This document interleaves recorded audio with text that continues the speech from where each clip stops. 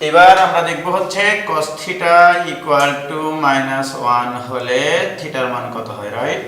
cos theta equal to -1 হওয়া মানে কি, যে ভূমি বাই অতিভুজ, ভূমি ডিভাইডেড বাই অতিভুজ, এটা ইকুয়াল টু -1 হওয়া, অর্থাৎ ভূমি এবং অতিভুজের অনুপাত হতে হবে -1। তাহলে দেখো অতিভুজ তো কখনো নেগেটিভ হতে পারে না, অতিভুজ কখনো নেগেটিভ হয় না, এটা জানি আমরা। বাট তাহলে ভূমি কোথায় কোথায় মাইনাস হয়, মানে এক্স এর মান কোথায় কোথায় মাইনাস হয়। তো এক্স এর মান কেবলমাত্র এখানে মাইনাস হয়, এখানে কোন দিক দিয়ে আসা যায়, এদিক থেকে আসলে প্লাস পাই, এদিক দিয়ে আসলে মাইনাস পাই। তাহলে আমরা পাইলাম হচ্ছে প্লাস মাইনাস পাই। থিটার মান যখন প্লাস মাইনাস পাই তখন ভূমি আর অতিভুজ সমান এবং ভূমি নেগেটিভ। আবার দেখো যদি আমরা এই পথ ঘুরিয়ে আবার এখানে আসি তাহলে কত হলো 2 পাই প্লাস পাই মানে 3 পাই, তাহলে প্লাস মাইনাস 3 পাই আসবে তোমার হচ্ছে আরেকবার প্লাস মাইনাস, কেন এদিকে করলে প্লাস 3 পাই, এদিকে যদি ঘুরে এখানে আসি তাহলে হচ্ছে -3 পাই, তারপর প্লাস মাইনাস 5 পাই ইত্যাদি। তাহলে এটা সাধারণ আকৃতি কি হবে, সাধারণ আকৃতি থিটা ইকুয়াল টু হচ্ছে টুয়াইস n প্লাস 1 ইনটু পাই। n এর মান তুমি 0 বসাও তাহলে পাবা পাই, 1 বসাও পাবা 3 পাই, 2 বসাও 5 পাই, -1 বসাও, -1 বসালে পাবা -পাই, -2 বসালে -3 পাই, -3 বসালে -5 পাই।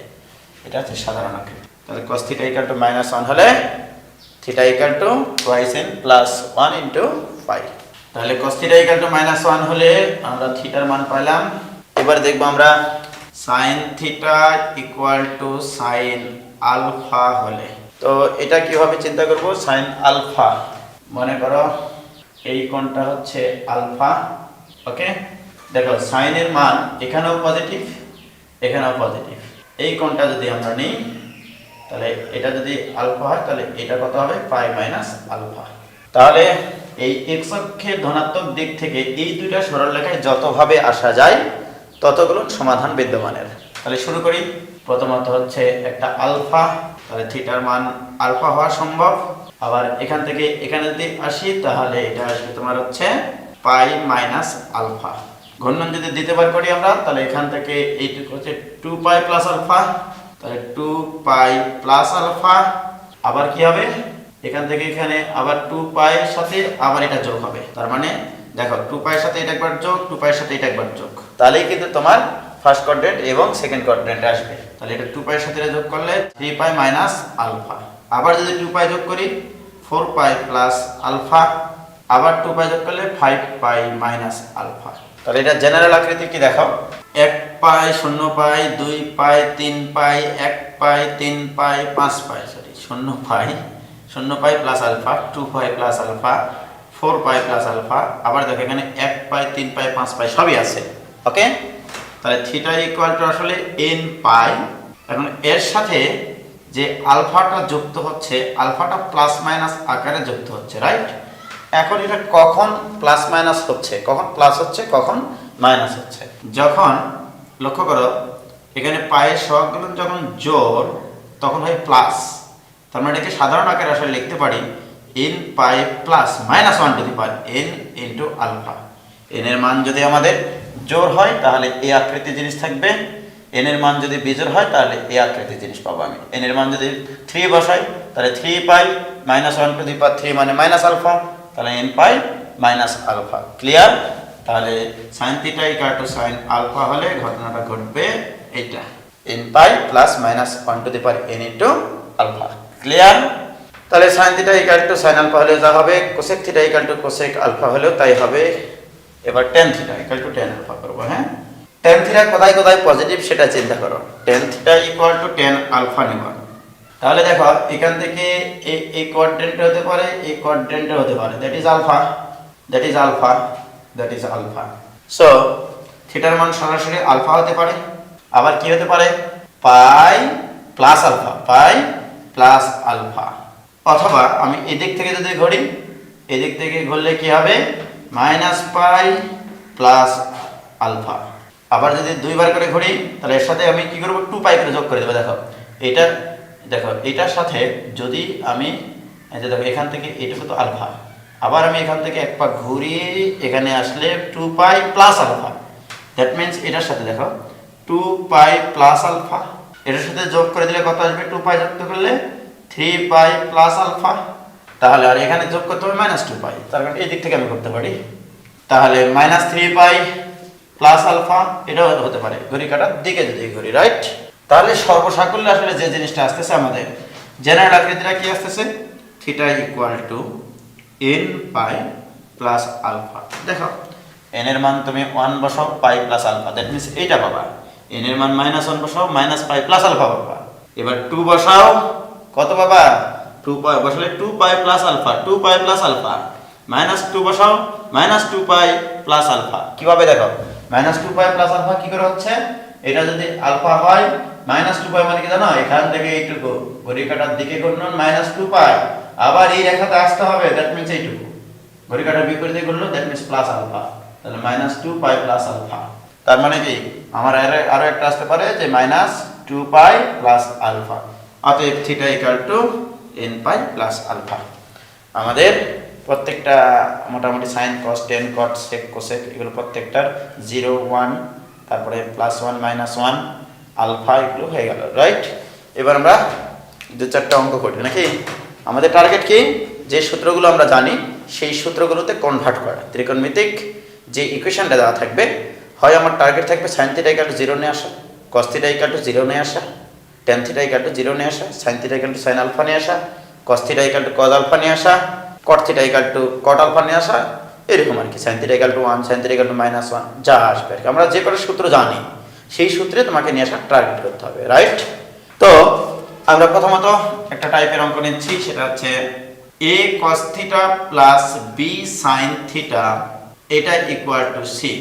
এই আকৃতির অঙ্কের সমাধান কি হবে? সাধারণ সমাধান। তো আমাদের টার্গেট থাকবে আমাদের জানার সূত্রে নিয়ে আসা। আমরা সর্বপ্রথম যে কাজটা করবো, এই আকৃতির যদি কোনো জিনিস থাকে এবং তোমরা এটা জানো যে এটা যদি একটা সমকোণী ত্রিভুজ হয়, এটা এই জিনিসটাকে এখানে কজের যদি কোনো একটা টার্ম তুমি নিয়ে আসতে পারো, তো এটা যদি এই দুটো জিনিস a আর b যদি কোনো একটা সমকোণী ত্রিভুজের লম্ব আর ভূমি বোঝায় বা ভূমি লম্ব বোঝালো, নো প্রবলেম। তাহলে আমরা ধরে নিলাম এটা ভূমি বোঝায় কোনো একটা সমকোণী ত্রিভুজের এবং b একটা লম্ব বোঝায়, দ্যাট মিনস এটা আলফা ধরলাম, ওকে? এটা আলফা কোণ ধরলাম। তাহলে এটা কি হবে? √a² plus b²। এটা তো কখনোই নেগেটিভ হতে পারে না, এটা সবসময় পজিটিভ, রাইট? এখন আসো, তাহলে আমি এখান থেকে cos আলফা = লিখতে পারি ভূমি বাই অতিভুজ, আর sin আলফা = কি লিখতে পারি? b/√a² plus b²। এখন দেখো, আমি এই জিনিসটাকে যদি এই আকারে নিয়ে আসতে চাই, তাহলে উভয় পক্ষকে এই দুটার বর্গের যোগফলের বর্গমূল দ্বারা ভাগ করতে হবে। অর্থাৎ এই আকৃতির যত প্রবলেম থাকবে সব অঙ্কের ক্ষেত্রে এই দুটার বর্গের যোগফলের বর্গমূল দ্বারা ভাগ করতে হবে। তাহলে ভাগ করে যদি আমি গোটা দেশকে তাক লাগিয়ে দিই, তাহলে a/√a² plus b² into cos θ plus b divided by √a² plus b² into sin θ equal to c divided by √a² plus b²।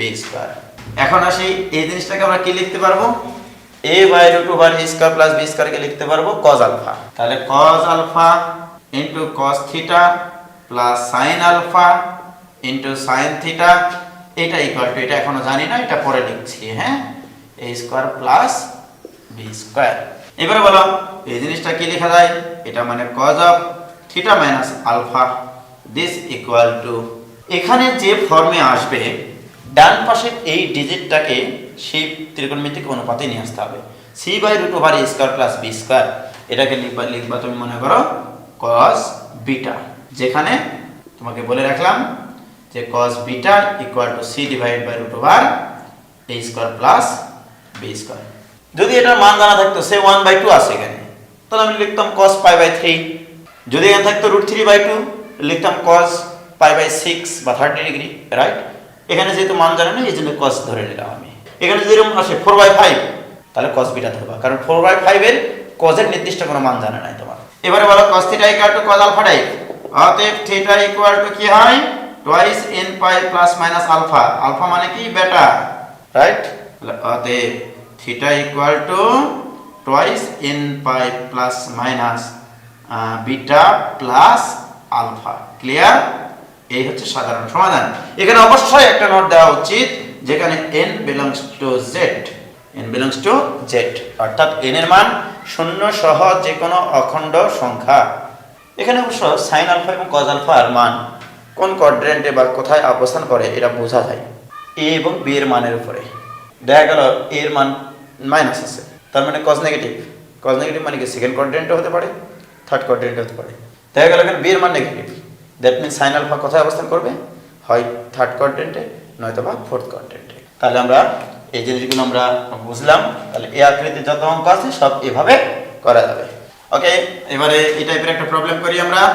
cos x plus √3 sin x equal to √2।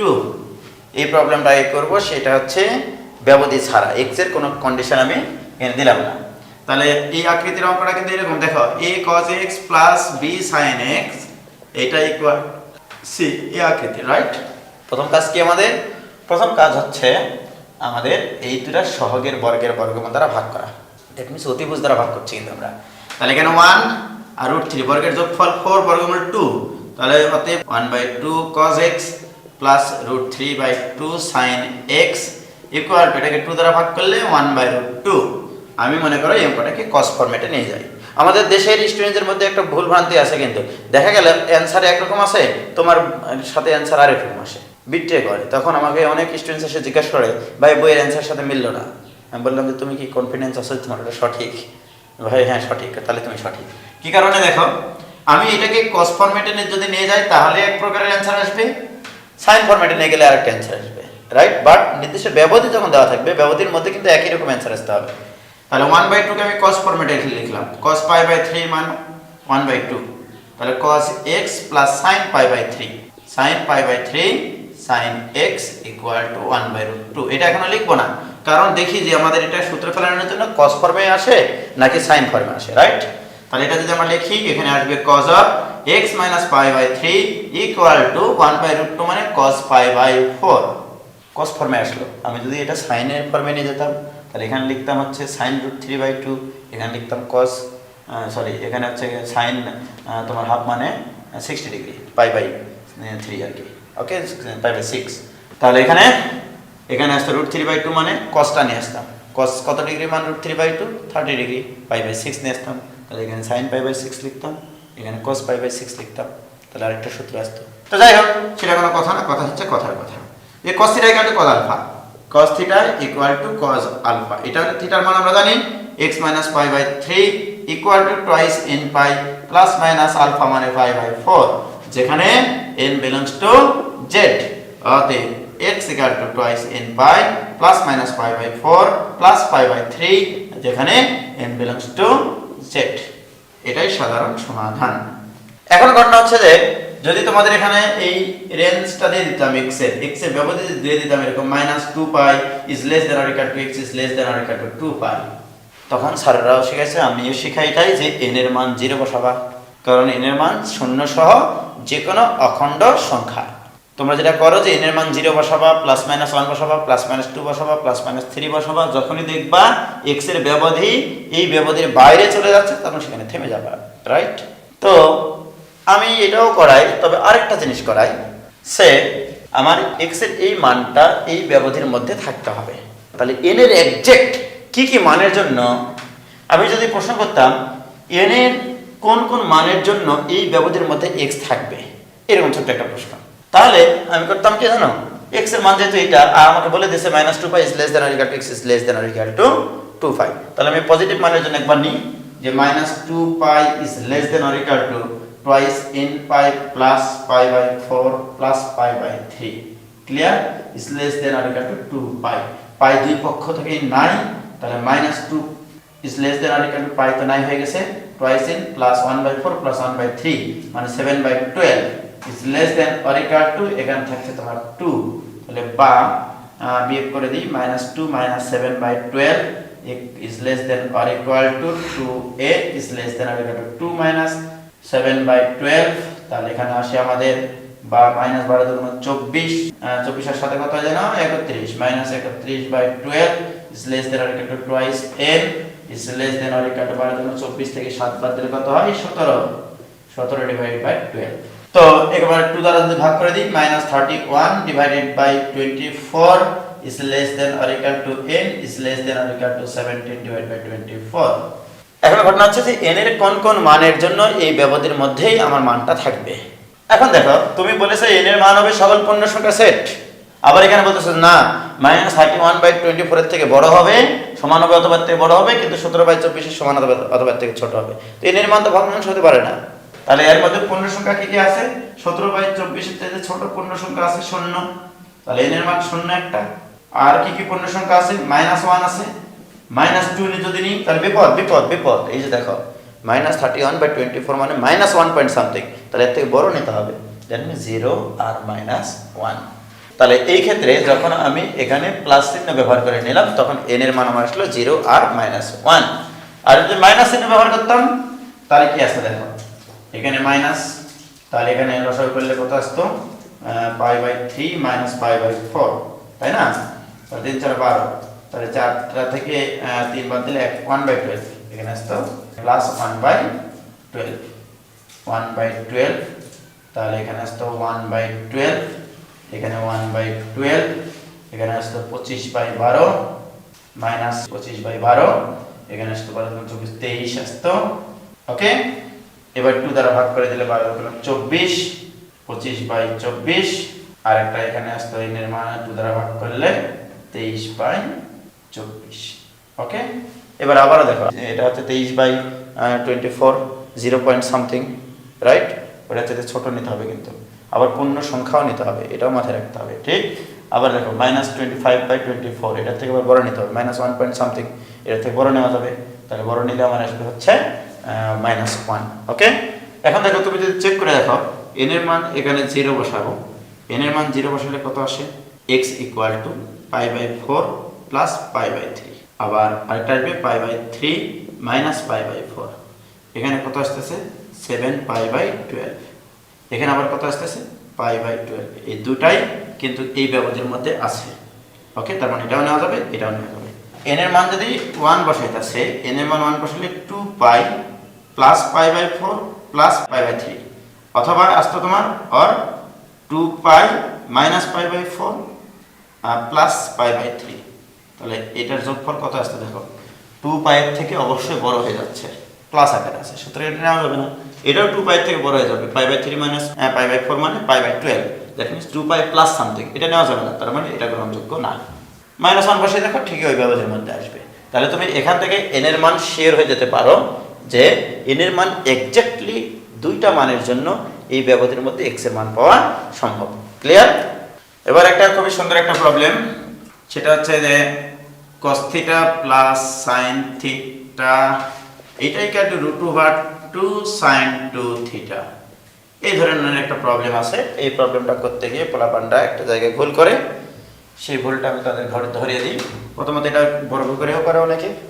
অথবা এভাবে চিন্তা করে যে cos θ মানে √2 cos θ এর উপর square লিখতে পারি sin θ মানে √2 sin θ এর উপর স্কয়ার লিখতে পারি এটাই কাটলো √2 sin 2θ মানে কি 2 sin θ cos θ রাইট তাহলে বা এটাকে লিখতে পারি আমরা sin θ এর উপর √ এর উপর স্কয়ার ওই পাশ থেকে মাইনাস করে নিচ্ছি মাইনাস 4 এর বর্গমূল 2 √2 sin θ into √2 cos θ plus √2 cos θ whole square this equal to 0 এবার দেখো a square minus 2ab plus b square এই সূত্র তো সবাই জানে তাহলে এখানে আমরা লিখতে পারি √2 sin θ minus √2 cos θ this equal to এরপর square minus b square equal to 0 অতএব √2 sin θ equal to √2 cos θ that means √2 tan θ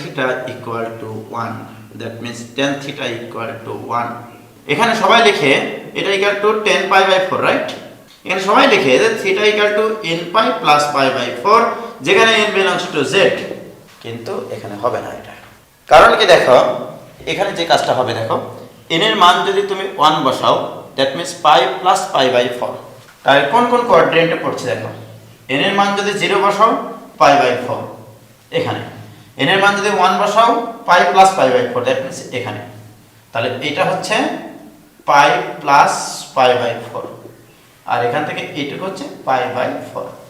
আবার দেখো তুমি যদি এক পাক এখান থেকে ঘুরিয়ে আবার এখানে আসো দ্যাট মিন্স কয়টা পাই হলো দেখো 2 পাই প্লাস পাই মানে 3 pi plus pi by 4 that means 3 pi plus pi by 4 that means third কোয়াড্রেন্টে। ওকে, n এর মান যদি আমি 1 বসাই তাহলে pi plus pi by 4, n এর মান যদি 2 বসাই 2 পাই প্লাস পাই বাই 4, তাহলে এখানে কি কি মান আসা সম্ভব দেখো আমি একটু দেখাই। n এর মান শুধু পাই বাই 4 হতে পারে, n এর মান যদি 1 বসাই তাহলে পাই প্লাস পাই বাই 4 হতে পারে। ওকে, n এর মান যদি 2 বসাই তাহলে 2 পাই প্লাস পাই বাই 4 হতে পারে, n এর মান যদি 3 বসাই 3 পাই প্লাস পাই বাই 4 হতে পারে। কিন্তু দুঃখের বিষয় হচ্ছে জায়গা থবার দুঃখ নাই, সরি দুঃখ থবার জায়গা নেই। পাই বাই 4 হচ্ছে ফার্স্ট কোয়াড্রেন্ট, এইটা মানে থার্ড কোয়াড্রেন্ট, এইটা মানে আবার ফার্স্ট কোয়াড্রেন্ট, এটা মানে আবার থার্ড কোয়াড্রেন্ট। বাট থার্ড কোয়াড্রেন্টে সাইন এবং কজ উভয় নেগেটিভ, তাহলে থার্ড কোয়াড্রেন্টের মানগুলো এখানে নেওয়া যাবে না। দ্যাট মিন্স n এর মান যখন তুমি বিজোড় বসাইছো সেই মানগুলো নেওয়া সম্ভব না। আবার যদি তুমি মাইনাস মান বসাই দেখো, n এর মান যদি -1 বসাও তাহলে minus pi plus pi by 4, right? এটা কোন quadrant? Minus pi plus something, that means এরকম minus pi plus something third quadrant, তার মানে এটা গ্রহণযোগ্য না। আবার দেখো থিটার মান যদি -2 নাও -2 পাই প্লাস সামথিং, তার মানে এটা কোন কোয়াড্রেন্ট?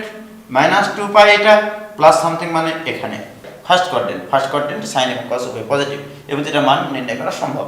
তাহলে কেবলমাত্র n এর মান যখন আমার বিজোড় হচ্ছে সেগুলো আমার নেওয়া যাচ্ছে না, সেগুলোর জন্য √sin θ আর √cos θ এটা গ্রহণযোগ্য না। এই জন্য আমাদেরকে এখানে বলতে হবে n বিলংস টু z না, n এর মান 0 সহ যে কোনো জোড় পূর্ণ সংখ্যা। এখানে n এর মান 0 সহ জোড় পূর্ণ সংখ্যা। এই হচ্ছে অঙ্কের সলিউশন। তাহলে অঙ্কের ভুলটা কোথায় করে? n বিলংস টু z লিখে। ক্লিয়ার? এবারে এই সমাধান চ্যাপ্টারের একটা এমসিকিউ এর মধ্যে বলে দিই যেগুলো তোমাদের কত সুবিধা হবে আর কি। সেগুলো হচ্ছে মনে করো সে এমনি ছোট্ট একটা প্রবলেমে নিই যে sin θ ইকুয়াল টু 1 হলে থিটা এর সাধারণ সমাধান কোনটি? এরকম একটা প্রবলেম তোমাকে দিলাম। তাহলে মনে করো এই সময় এটা তোমার পরীক্ষার হলে কি মনে নাই, ক নম্বর অপশনে আছে তোমার হচ্ছে 4n + 1 × π/2, দেখা গেল খ নম্বরে আছে তোমার হচ্ছে 3n + 1 × π/2, এরকম দিলাম আর কি। গ নম্বরে দিলাম 4n - 1 × π/2, ঘ নম্বরে দিলাম none of this।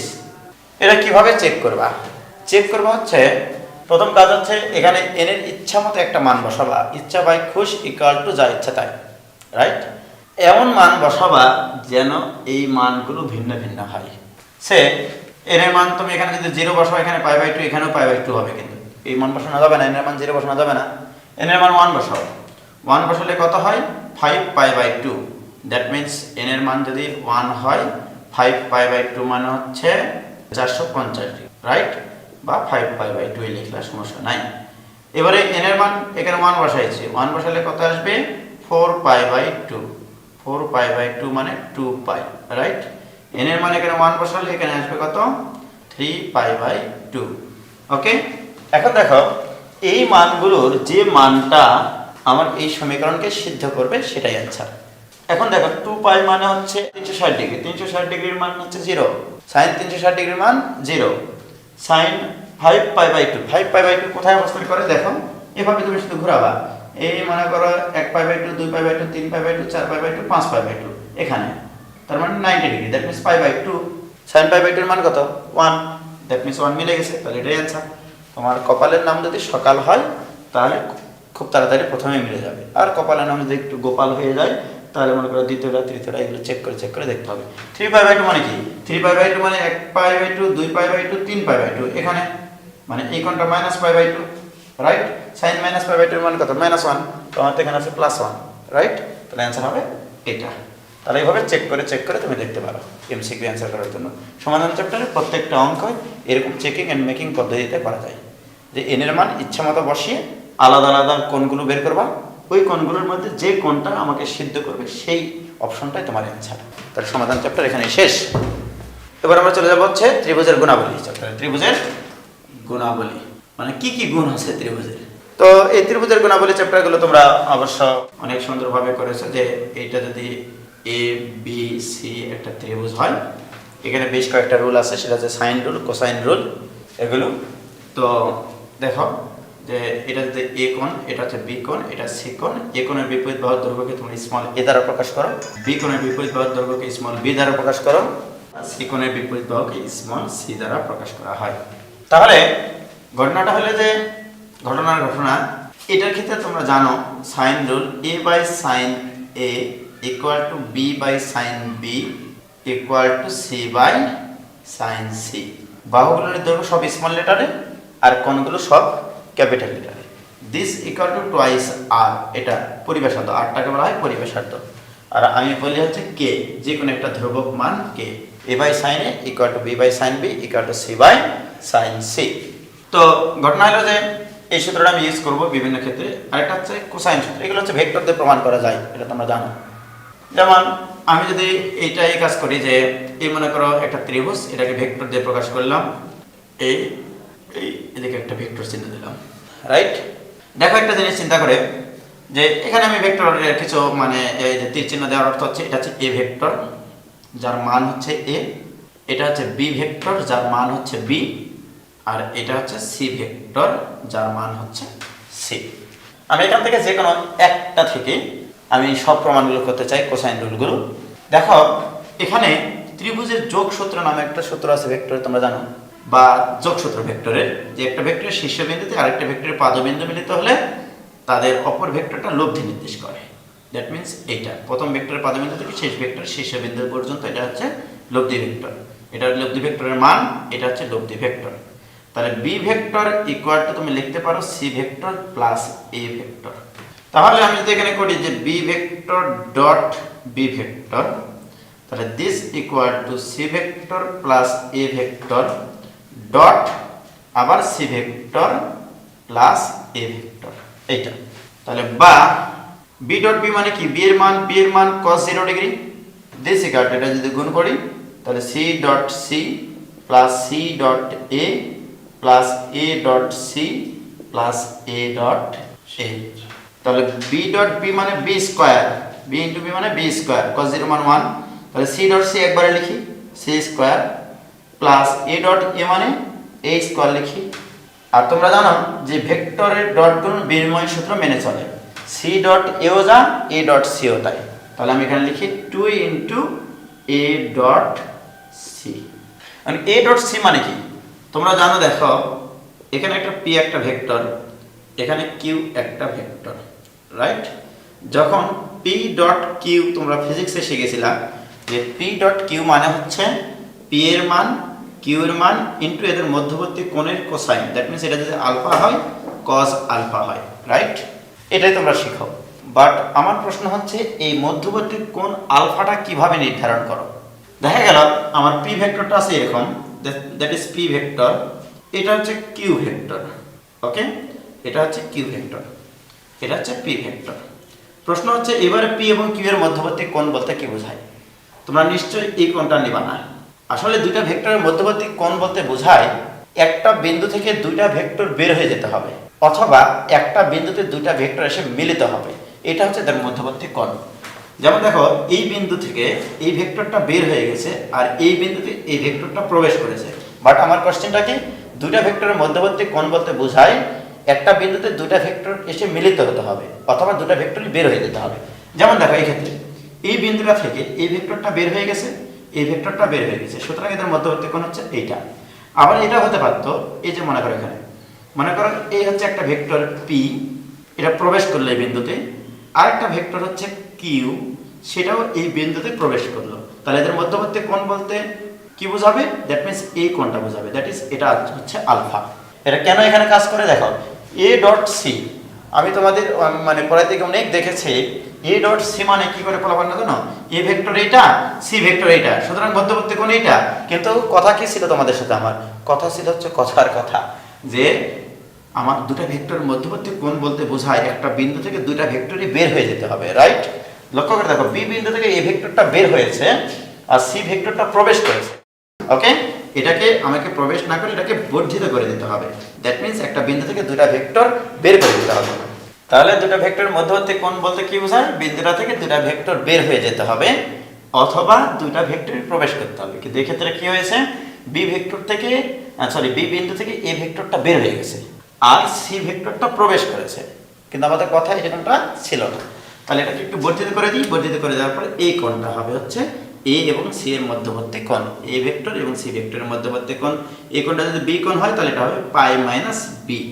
সো আমরা এখানে লিখতে পারি B square equal to C square plus A square plus 2 into A into C, এদের মান ইন্টু এদের মধ্যবর্তী কোণের কোসাইন। মধ্যবর্তী কোণ কিন্তু বি না, এখানে হবে পাই মাইনাস বি।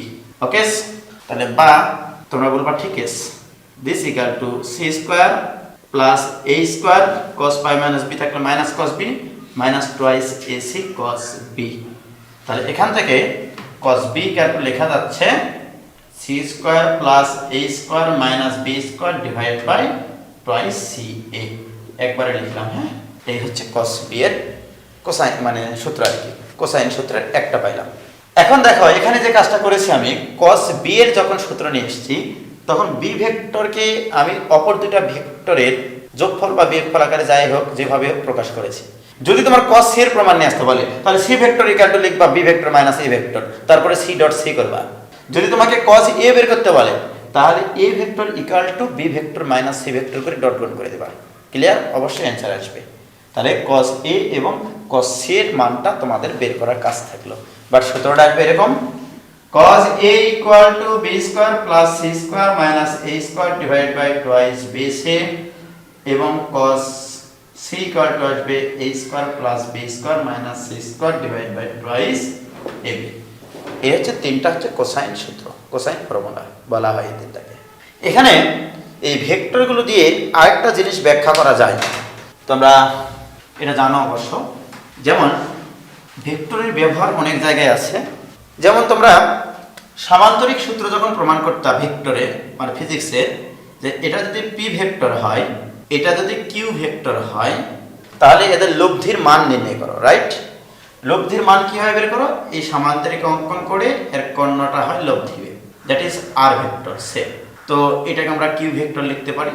তো এখানে দেখো R vector equal to p vector plus Q vector, তাহলে এদের মধ্যবর্তী কোণ ধরে নিলাম আলফা। তাহলে আর ডট আর যদি করি তাহলে কিন্তু আমরা আর এর মান পাবো, কারণ আর স্কোয়ার পাবো। দিস ইকুয়াল টু তাহলে অবশ্যই P plus Q vector dot P plus Q vector.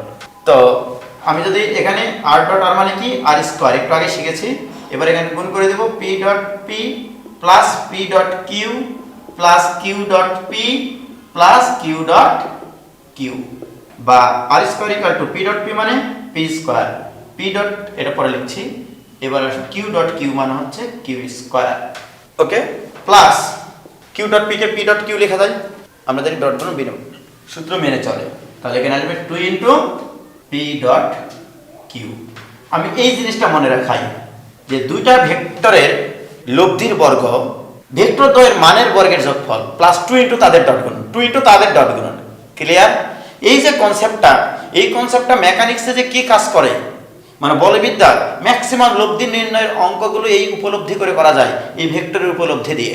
যেমন তোমাদেরকে যদি আমি বলি যে তিনটা vector, that is P vector, Q vector এবং এটা হচ্ছে আর ভেক্টর। এখন যদি বলা হয় এদের লব্ধি কত, তো লব্ধি তো তোমরা বের করো বিভিন্ন উপাংশ টুপাংশ নিয়ে, right? This is S vector the, this is লব্ধি ভেক্টর এস। কিন্তু আমি এই ভেক্টরের উপলব্ধি দিয়ে এই তিনটা বলের লব্ধি বের করতে চাই। কিভাবে? আমরা জানি যেটা ভেক্টর, যেটা লব্ধি ভেক্টর সেটা অপর দুইটা ভেক্টরের যোগফলের সমান, দুইটা ভেক্টরের ক্ষেত্রে। তাহলে তিনটা ভেক্টরের ক্ষেত্রেও তাই। এটা যদি লব্ধি হয়, লব্ধি ভেক্টর হয়, তাহলে এই তিনটা ভেক্টরের যোগফল হবে এই লব্ধি ভেক্টরের সমান।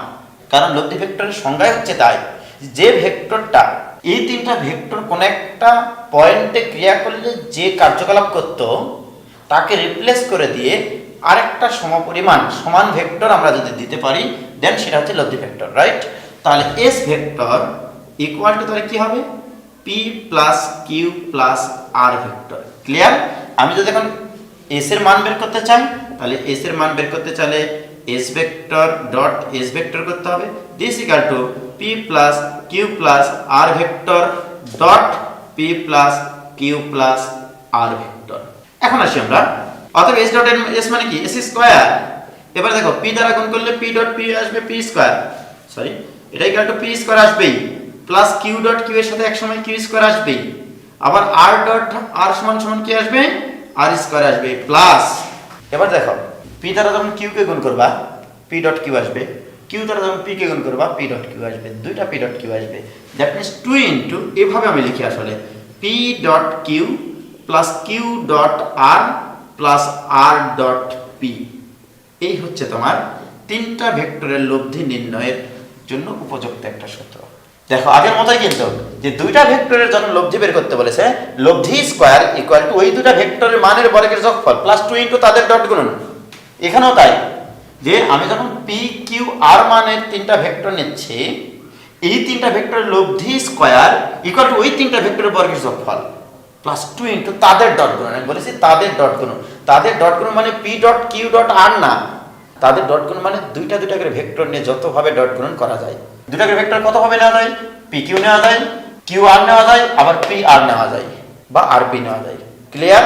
অনুরূপভাবে চারটা ভেক্টরের লব্ধি তাহলে কি হবে, তাহলে ওই চারটা ভেক্টরের মানের বর্গের যোগফল প্লাস 2 ইনটু তাদের মধ্যে যতগুলো ডট গুণ করা সম্ভব। পাঁচটা ভেক্টরের লব্ধি কি হবে, পাঁচটা ভেক্টরের মানের বর্গের যোগফল প্লাস 2 ইনটু তাদের মধ্যে যত কি বের করা যায় ডট গুণ বের করা যায়। তার মানে তোমাদের মেকানিক্সের মানে স্থিতিবিদ্যার এরকম লব্ধি নির্ণয়ের যত প্রবলেম আছে সব প্রবলেম এভাবে করা যায়। ক্লিয়ার? তাহলে আমরা কোসাইন সূত্র শিখলাম, আর একটা শিখেছি আমরা sine rule, A by sine A equal to B by sine B equal to C by sine C. এবার এখান থেকে আরো কিছু জিনিসপত্র আমরা শিখবো, সেটা হচ্ছে মনে করো এই হচ্ছে একটা বৃত্ত, ওকে এটা শেখার আগে আরেকটা জিনিস আগে শিখে নিই, ত্রিভুজের ক্ষেত্রফল আগে নির্ণয় করে নিই। হ্যাঁ, সেটা হচ্ছে এরকম, মনে করো এ এই হচ্ছে একটা ত্রিভুজ এ বি এবং সি। আমি এই ত্রিভুজের যদি ক্ষেত্রফল নির্ণয় করতে চাই তাহলে আমরা জানি ত্রিভুজের ক্ষেত্রফল ইকুয়াল টু হাফ ইনটু ভূমি ইনটু উচ্চতা, উচ্চতা এটা ধরলাম এডি, তাহলে ত্রিভুজের ক্ষেত্রফল ইকুয়াল টু হাফ ইনটু ভূমি বিসি ইনটু উচ্চতা এডি। তো বিসি মানে হচ্ছে এ, আমরা জানি বিসি মানে এ কোণের বিপরীত বাহুর দৈর্ঘ্য এ, এটা মানে বি আর এটা মানে হচ্ছে সি। তাহলে this equal to half into a, এডিকে ইচ্ছা করে আমরা যে কোনো একটা বাহু দ্বারা এই বাহু বাদে এইটা অথবা এটা দ্বারা ভাগ করে দিই, তাহলে কি এ বি দ্বারা ভাগ করে দিলাম, তাহলে এ বি দ্বারা গুণ করে দেবো আমি সোজা হিসাব। কারণ কি জানো, এটা লম্ব, এটা 90 ডিগ্রি, লম্ব ডিভাইডেড বাই এটা অতিভুজ, দ্যাট মিন্স এই কোণের আমি সাইন লিখতে পারবো। তাহলে this equal to half into A into এটা মানে কি এ বি মানে কি সি ইনটু সাইন বি। তাহলে ত্রিভুজের ক্ষেত্রফল equal to half into AC into sine B, এটা লেখা যায়। এখন দেখো আমি যদি এখানে যে জিনিসটা আমি সারমর্ম টানতে চাই, তাহলে ত্রিভুজের ক্ষেত্রফল হাফ ইনটু যে কোনো দুটো বাহুর গুণফল, যে কোনো বাহুর দৈর্ঘ্যের গুণফল এ ইনটু সি ইনটু এদের মধ্যবর্তী কোণের সাইন, এদের মধ্যবর্তী কোণের সাইন। অনুরূপভাবে যদি আমি এর উপর সম্পর্ক করতাম তাহলে আরেকটা সম্পর্ক আসতো। আমি যদি এটা না করে দেখা গেল এই এডিকে এসি দ্বারা ভাগ করলাম, সেক্ষেত্রে কিন্তু সাইন সি পাইতাম, তাহলে বি সাইন সি পাইতাম, right? That means this equal to half into যদি এখানে আমি এ বি লিখি, এদের মধ্যবর্তী কোণের সাইন নেব সি, এ এবং বি এর মধ্যবর্তী কোণ কত সি। আমি যদি নিই half of B C, B এবং সি এর মধ্যবর্তী কোণ কত A, that is sine A. তাহলে ত্রিভুজের ক্ষেত্রফলকে তিন ভাবে ভাগ মানে তুমি লিখতে পারো। আবার দেখো আমরা এটা শিখেছি a by sine A equal to B by sine B equal to C by sine c, this equal to twice R শিখেছি আমরা। তাহলে সাইন এ ইকুয়াল টু কি লেখা যায়, সাইন এ ইকুয়াল টু লেখা যাবে a by twice R, sine B equal to কি লেখা যায় b by twice R, sine C equal to কি লেখা যাবে c বাই টুয়াইস আর। এখানে যদি মানগুলো বসিয়ে দিই তাহলে ডেল্টা ইকুয়াল টু ক্ষেত্রফল equal to half into AC into b divide by twice R, এটা equal to half into a b into c by twice R, এটা equal to half into BC into a by twice R. তাহলে ক্ষেত্রফল equal to কি হবে a b c divide by 4r, এখানেও ABC by 4r, এখানেও ABC by 4r, তাহলে ত্রিভুজের ক্ষেত্রফল equal to ABC divided by 4r। এটা কোথায় কাজ করতে হবে জানো? এটা কোথায় কোথায় কাজ করবে? তোমাদের দেখা গেল একটা ত্রিভুজের 3টা বাহুর দৈর্ঘ্য দেওয়া আছে, এবার তোমাকে বললো ত্রিভুজটির পরিবেশার্ধ কত। আমি তোমাকে বললাম যে একটি ত্রিভুজের একটা প্রবলেম দিলাম, হ্যাঁ, একটি ত্রিভুজের বাহুগুলোর দৈর্ঘ্য এরকম 3 একক, 5 একক এবং মোটামুটি ধরে নিলাম 7 একক। আমার প্রশ্ন হচ্ছে এই ত্রিভুজটার পরিবেশার্ধ কত? তাহলে পরিবেশার্ধ এবং ত্রিভুজের ক্ষেত্রফলের মধ্যে সম্পর্ক হচ্ছে এটা। আমরা কিন্তু ক্ষেত্রফল নির্ণয়ের আরেকটা সূত্র জানি, এটাই কিন্তু √s into s minus a into s minus b into s minus c। এটা তোমরা শিখেছো, 9 10 ছিল এটা। ত্রিভুজের ক্ষেত্রফল ইকুয়াল টু এটা। তাহলে কি আমরা লিখতে পারি না যে ক্ষেত্রফল equal to a b c divide by 4r? That means what is ত্রিভুজের ক্ষেত্রফল? √s into s minus a into s minus b into s minus c, this equal to abc divided by 4r। তুমি এটা ধরো a, এটা ধরো b বাহু, এটা তুমি ধরো c বাহু। এখন দেখো এখানে কি কি অজানা আছে তোমার। s মানে কি a plus b plus c by 2, that means 3 আর 5 8, 8 7 15 বাই 2, তাহলে এখানে 15 বাই 2। তাহলে এখানে তোমার কি কি অজানা আছে দেখো। জানা আছে কি কি? s জানা, a জানা, b জানা, c জানা। a b c জানা, কি বের হয়ে যাবে এখান থেকে? r এর মানটা বের হবে। এটা আছে তোমার কাছে আননোন, এই মানটা বের হবে। দ্যাট মিন্স পরিবেশার্ধ r ইকুয়াল টু সামথিং পাবা। এই সামথিংটা তোমরা বাসায় বের করবা। তাহলে দেখো তোমার যদি একটা ত্রিভুজের 3টা বাহুর দৈর্ঘ্য দেওয়া থাকে সেখান থেকে পরিবেশার্ধ বের করতে বলতে পারে। কেন অন্তঃব্যাসার্ধ বের করতে বলতে পারে না? এবার আমরা অন্তঃব্যাসার্ধ বের করব। ওকে, এই যে মনে করো একটা বৃত্ত, এই হচ্ছে মনে করো একটা ত্রিভুজ। একটা ত্রিভুজের 3টা বাহুকে স্পর্শকারী বৃত্তকে বলা হয় অন্তবৃত্ত। দেখো এই অন্তবৃত্তের এটা হচ্ছে অন্তঃব্যাসার্ধ, এটা হচ্ছে অন্তঃব্যাসার্ধ, এটা হচ্ছে অন্তঃব্যাসার্ধ, that is small r small r small r। এবং এটা হচ্ছে গোটা, এটা হচ্ছে এই বাহুর দৈর্ঘ্য ধরলাম, এটা a b c, b c এর দৈর্ঘ্য a, এটা b, এটা হচ্ছে c, এবং এটা ধরলাম অন্তঃকেন্দ্র I, এটা যোগ করে দিলাম। ওকে, এবার বলো এই গোটা ত্রিভুজটা 3টা ত্রিভুজে বিভক্ত হয়ে গেছে।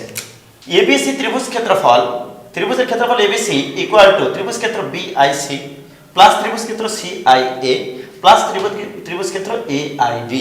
দ্যাট মিন্স ত্রিভুজ ক্ষেত্র ABC দিস ইকুয়াল টু 3টা ত্রিভুজের ক্ষেত্রফলের সমান, কারণ এই গোটা ত্রিভুজটা এই ত্রিভুজ আর এই ত্রিভুজের যোগফলের সমান। তাহলে দিস ইকুয়াল টু ত্রিভুজ ক্ষেত্র BIC প্লাস ত্রিভুজ ক্ষেত্র CIA প্লাস ত্রিভুজ ক্ষেত্র AIB। এই ত্রিভুজের ক্ষেত্রকে আমরা ডেল দ্বারা প্রকাশ করলাম। দিস ইকুয়াল টু এই ত্রিভুজের ক্ষেত্রফল হাফ ইনটু ভূমি হচ্ছে BC ইনটু উচ্চতা কত, এটা দিলাম D, এটা দিলাম E, এটা দিলাম F, ID প্লাস এই ত্রিভুজের ক্ষেত্রফল কত? হাফ ইনটু ভূমি কত? CA, উচ্চতা কত? IE। আবার this plus half into AIB ত্রিভুজের ভূমি কত? AB ইনটু উচ্চতা কত? IF। This equal to half into BC এর মান কত? BC এর মান A, ID কত? ID মানে R plus half into CA এর মান B ইনটু IE কত? R প্লাস AB এর মান কত? AB এর মান স্মল c ইনটু হাফ না লিখলে তো মহাবড় পাপ হয়ে যাবে। হাফ ইনটু AB এর মান হচ্ছে c ইনটু IF এর মান R। তাহলে হাফ R কমন নেই বা R কমন নিয়ে যাও, R কমন নিলে কি হবে? A plus B plus C divided by 2। What is A plus B plus C? A plus B plus C মানে হচ্ছে পরিসীমা, ত্রিভুজটার পরিসীমা। দ্যাট মিন্স S বাই, এটা হচ্ছে টুয়াইস S, পরিসীমা মানে হচ্ছে টুয়াইস S, আর ডিভাইড বাই 2 মানে অর্ধ পরিসীমা। তাহলে অর্ধ পরিসীমাকে আমরা কি দ্বারা প্রকাশ করি? S দ্বারা প্রকাশ করি। তাহলে this equal two R into S, অর্থাৎ ত্রিভুজের ক্ষেত্রফল ইকুয়াল টু RS। তাহলে আমরা দুইটা সম্পর্ক পাইলাম, ক্ষেত্রফল এবং পরিবেশার্ধের মধ্যে সম্পর্ক, ক্ষেত্রফল ও পরিব্যাসার্ধ। এই দুটার মধ্যে যদি সম্পর্ক লিখি তাহলে ডেল্টা ইকুয়াল টু আমরা কি লিখি a b c divided by 4r। এটা একটা সম্পর্ক। আরেকটা কি পাইলাম আমরা ক্ষেত্রফল এবং অন্তঃব্যাসার্ধের মধ্যে সম্পর্ক। ক্ষেত্রফল এবং অন্তঃব্যাসার্ধ এর মধ্যে সম্পর্কটা কেমন হবে? তাহলে এদের মধ্যে সম্পর্কটা কেমন? ত্রিভুজের ক্ষেত্রফল ইকুয়াল টু আর এস। এই দুটো জিনিস খুবই গুরুত্বপূর্ণ, পরীক্ষায় আসে। একটা ত্রিভুজের 3টা বাহুর দৈর্ঘ্য দেওয়া থাকবে, এর অর্থ হচ্ছে ক্ষেত্রফল জানা। বাহুর দৈর্ঘ্য দেওয়া থাকলে অর্ধ পরিসীমা জানা, সেক্ষেত্রে অন্তঃব্যাসার্ধ বেড়ে যাবে। আবার এখান থেকে পরিব্যাসার্ধ বের করা সম্ভব। তাহলে ত্রিভুজের বাহুর দৈর্ঘ্য দেওয়া থাকলে এই কাজগুলো করা যায়। ত্রিভুজের বাহুর দৈর্ঘ্য দিয়ে আর কি কি জিনিস থাকতে পারে দেখো। যেমন একটা ত্রিভুজের 3টা বাহুর দৈর্ঘ্য, 3টি বাহুর দৈর্ঘ্য মনে করো তোমাকে দিলাম 3, 5 এবং 7 এত একক। প্রশ্ন হচ্ছে এই ত্রিভুজটার বৃহত্তম এবং ক্ষুদ্রতম কোণ দুটি নির্ণয় করো। তাহলে ত্রিভুজটির বৃহত্তম ও ক্ষুদ্রতম কোণ মন দিয়ে নির্ণয় করো। ওকে, মন কথাটা লিখলাম না, যাই হোক। এই হচ্ছে কাহিনী আমার। তো ঘটনা হলো আমি এখানে একটা ত্রিভুজ আঁকবো ইচ্ছা মতো, চোখ বন্ধ করে এগুলো 3, 5 আর 7 দেবো। তাহলে বাহুগুলোর দৈর্ঘ্য আমি এখানে প্লেস করলাম। কথা হচ্ছে এইটা, আমাকে যদি বৃহত্তম কোণ নির্ণয় করতে হয়, আমরা ক্লাস 7-এ শিখেছিলাম এটা, যে বৃহত্তম বাহুর বিপরীত কোণ হয় বৃহত্তম। বৃহত্তম বাহুর বিপরীত কোণ হয় বৃহত্তর, রাইট? তাহলে এই 3টা বাহুর মধ্যে সবচেয়ে বড় বাহু কোনটা? এইটা 7। বৃহত্তম কোণ কোনটা? এইটা। তাহলে এই কোণটা বের করতে হবে, cos c বের করতে হবে। তাহলে আসে আমরা cos c equal to cos c। একটু আগে কিন্তু আমি একটা সূত্র শিখাইছিলাম, কোসাইন সূত্র। কি সূত্র? যে cos যে কোণের কোসাইন নেব আমি, সেই কোণের সাথে যে দুটো বাহু লেগে থাকবে তাদের বর্গের যোগফল। That means 3 square plus 5 square minus এর বিপরীত বাহু 7 square divide by 2 into 3 into 5। This equal to 3 3 9, 9 আর 25 মোটামুটি 34, 34 আর হচ্ছে মাইনাস 49। দ্যাট মিন্স মাইনাস হচ্ছে 15 নাকি, তাই তো হওয়া উচিত। ডিভাইডেড বাই এখানে আসতেছে 3 5 15 30। This equal to minus half. অতএব সি কোণ ইকুয়াল টু 120 ডিগ্রি। তাহলে বৃহত্তম কোণ বের হয়ে গেছে, এটাই হচ্ছে বৃহত্তম। এই কোণটা হচ্ছে বৃহত্তম কোণ। এবার যদি ক্ষুদ্রতম কোণ বের করতে চাই, তাহলে দেখতে হবে এই 3টা বাহুর মধ্যে সবচেয়ে ক্ষুদ্রতম বাহু কোনটা। ক্ষুদ্রতম বাহু হচ্ছে এইটা, এর বিপরীত কোণ হচ্ছে এইটা। ক্লিয়ার? তাহলে cos a বের করতে হবে। cos a ইকুয়াল টু, এবার বলো এই কোণের সাথে কোন দুটো বাহু লেগে আছে? এই দুটো বাহু। তাহলে এই দুটো বর্গের যোগফল হবে 5 স্কয়ার প্লাস 7 স্কয়ার মাইনাস বিপরীত বাহুর উপর স্কয়ার মানে 3 square divide by 2 into 5 into 7। 25 25 আর 49 74 74, তাই তো নাকি? 74 থেকে 9 বাদ দিলে কত হয় জানো?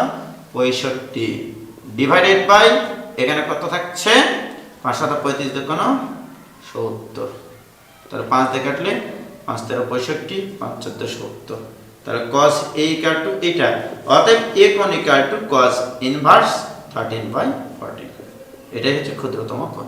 তাহলে একটা ত্রিভুজের 3টা বাহুর দৈর্ঘ্য দেওয়া থাকলে ক্ষুদ্রতম এবং বৃহত্তম কোণ দুটো বের করা যায়। ক্লিয়ার?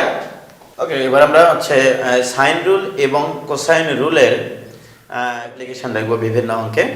প্রথম অঙ্ক হচ্ছে যে a sin a equal to b sin b হলে কোন একটা ত্রিভুজে in any triangle, এভাবে যদি বলি আমরা in any triangle if এটা হয় a equal to sin a sin a equal to b sin b হলে ত্রিভুজটা কেমন হবে? ত্রিভুজটি কেমন হবে, অর্থাৎ ত্রিভুজটি সমবাহু নাকি সমদ্বিবাহু নাকি সমকোণী, এটা তোমাকে প্রুফ করতে হবে। তো আমাদের গিভেন ডাটা হচ্ছে a sin a equal to b sin b। আমরা কিন্তু সবসময় সাইন রুলটা এখন থেকে এটা ব্যবহার করব। a by sin a equal to b by sin b equal to c by sin c equal to k, এটা ব্যবহার করব। তাহলে আমরা যদি এটা ব্যবহার করি, sin a মানে কত? sin a ইকুয়াল টু হবে a বাই k। তাহলে a into a by k equal to b into sin b মানে কত? b by k, b by k। অতএব b by k, sorry k কে কাটা যায়, তাহলে a square equal to b square. তাহলে অতএব a equal to b, a equal to minus b হতে পারে না, কারণ a প্লাস b তো কখনো 0 হবে না, কারণ মানে ত্রিভুজের বাহুর যোগফল কখনোই শূন্য না। তাহলে a ইকুয়াল টু b হওয়া মানে দুইটা বাহু সমান হওয়া। দুইটা বাহু যদি সমান হয় তাহলে এখান থেকে আমি একটাই সিদ্ধান্ত নিতে পারি যে a ইকুয়াল টু b। সুতরাং এই ট্রায়াঙ্গেলটা হবে আইসোস্কেলস ট্রায়াঙ্গেল। সিদ্ধান্ত নিলাম আইসোস্কেলস ট্রায়াঙ্গেল, সমদ্বিবাহু ত্রিভুজ। তাহলে এটা একটা কি ধরনের ত্রিভুজ? সমদ্বিবাহু ত্রিভুজ। এবার আমরা আরেকটা প্রবলেম দেখব একই ধরনের, শুধু আমি এখানে লিখবো হচ্ছে cos। যেমন এখানে দিলাম হচ্ছে cos a b cos b, যে in a triangle if a cos a equal to b cos b, what type of this triangle? তাহলে এখানে দেওয়া আছে a cos a equal to b cos b। তাহলে আমরা যেটা আসবে এখানে a মানে কি লিখবো আমরা? a মানে লিখতে পারবো k sin a। তাহলে k sin a cos a equal to k sin b into cos b। তাহলে k কে উভয় পক্ষে কাটে, উভয় পক্ষে যদি হাফ আর 2 নিই তাহলে 2 sin a cos a মানে sin twice a equal to sin twice b। এখানে দুই ধরনের সিদ্ধান্ত নেওয়া যায়।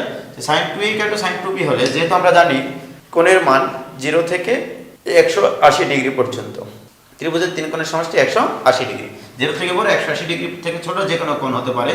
তাহলে আমরা লিখতে পারি 2a equal to 2b, এটা হতে পারে। অথবা এটা ইকুয়ালটা আমি যদি লিখতাম এরকম sin pi minus 2b, এটা হতো একই কাহিনী, কোনো চেঞ্জ নাই। তাহলে 2a equal to pi minus 2b হতো। তাহলে অতএব a equal to b হবে, অথবা এখানে আমরা লিখতে পারি 2a plus 2b equal to pi, অতএব a plus b equal to pi by 2। অতএব c কোণ equal to কত? pi by 2, কারণ a plus b equal to pi by 2। তাহলে আমরা দেখলাম যে c কোণটা হবে 90 ডিগ্রি, আবার এই দুটোর যোগফল হবে হচ্ছে তোমার pi by 2, but a equal to আবার কি? b। তাহলে এই শর্ত আমরা বলতে পারবো আইসোস্কেলস, আর c equal to 90 ডিগ্রি মানে হচ্ছে রাইট অ্যাঙ্গেল ট্রায়াঙ্গেলস। তাহলে এটাকে আমরা বলবো এই দুটো শর্ত সাপেক্ষে সমদ্বিবাহু সমকোণী ত্রিভুজ। সমদ্বিবাহু সমকোণী ত্রিভুজ। তাহলে আমাদের a cos a equal to b cos b হলে ত্রিভুজটি কেমন হবে? সমদ্বিবাহু সমকোণী ত্রিভুজ। ক্লিয়ার? এবার আমরা আরো কিছু প্রবলেম নেব। সেটা হচ্ছে যে মনে করো এরকম যে sin a divided by sin c, this equal to sin of a minus b divided by sin of b minus c।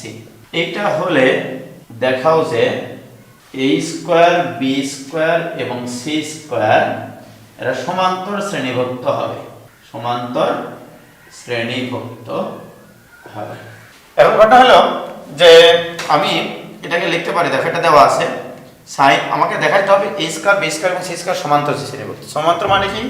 যেমন 2 4 এবং 6 এরা সমান্তর, কারণ এই দুটোর অন্তর্গত 2, এই দুটোর অন্তর্গত 2। পরপর দুটো পদের অন্তর যদি সমান হয় তখন তাদেরকে বলা হয় সমান্তর শ্রেণীভুক্ত। অর্থাৎ a b এবং c এই তিনটা জিনিস যদি সমান্তর শ্রেণীভুক্ত হয় তাহলে a minus b equal to হবে b minus c, অর্থাৎ 2b equal to a plus c, এটা হতে হবে। অর্থাৎ তিনটা পদ যদি দেওয়া থাকে, তিনটা যদি দেওয়া থাকে বা অক্ষর দেওয়া থাকে, তাহলে মিডলের অক্ষরটা হবে অপর দুটোর গড় মানের সমান। আমাদের চেষ্টা থাকবে যে এটা সমান্তর শ্রেণীভুক্তের অর্থ হচ্ছে 2b square equal to a square plus c square নিয়ে আসা। এটা যদি আমরা নিয়ে আসতে পারি দেন আমরা বলতে পারবো a স্কয়ার b স্কয়ার এবং c স্কয়ার সমান্তর শ্রেণীভুক্ত। ক্লিয়ার?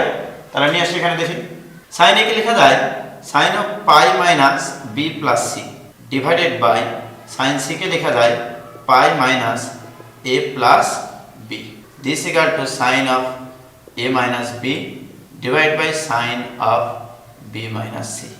বা এবার দেখো sin pi থাকলে sin sin এ থাকে, that means sin of b plus c divided by sin of a plus b, this equal to sin of a minus b divided by sin of b minus c। এই দুটো যদি গুণ করি তাহলে এখানে আসবে, এই দুটোকে গুণ করে নিই, sin of a plus b into sin of a minus b এর সূত্র তোমরা জানো, sin square a minus sin square b, this equal to sin square b minus sin square c। এবার দেখো sin a মানে কি? a by k, a by sin a equal to b by sin b equal to c by sin c equal to k ধরা ছিল আমাদের।